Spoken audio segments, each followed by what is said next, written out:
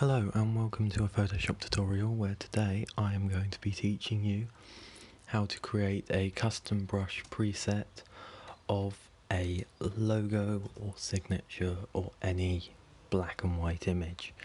And if your image isn't already black and white, I'll show you how to do that as well. So first off, we're going to drop in your logo, which I have there. So as you can see, clearly not black and white. And I want this whole interior to be white as well, rather than a weird mushy grey looking colour.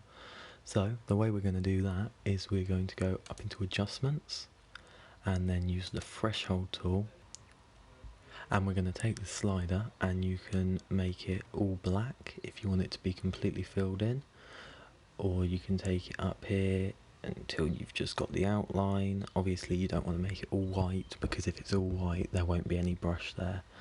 So you've just got to find the right balance for your image, and I would say that balance there is pretty good for mine. And now you've got your image all prepped and ready because you've used the threshold tool. You're gonna go and select both layers, then edit and define brush preset.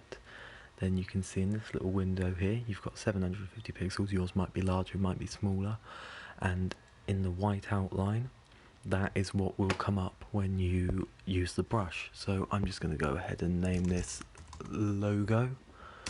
There, you can name it whatever is applicable for you to name it.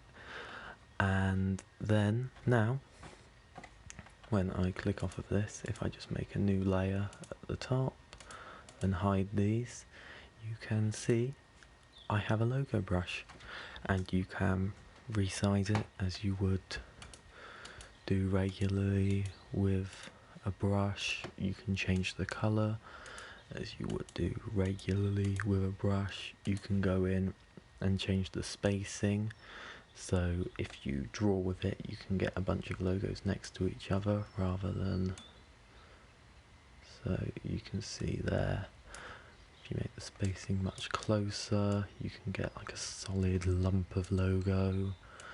You can make the spacing really far away and get like one logo every 20 pixels or whatever you want to do for the spacing. It's your choice. Yeah.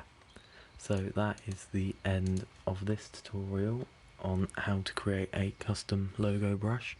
Hopefully it has helped you. If it did, give the video a like and feel free to subscribe so you don't miss the next video. Thanks for watching.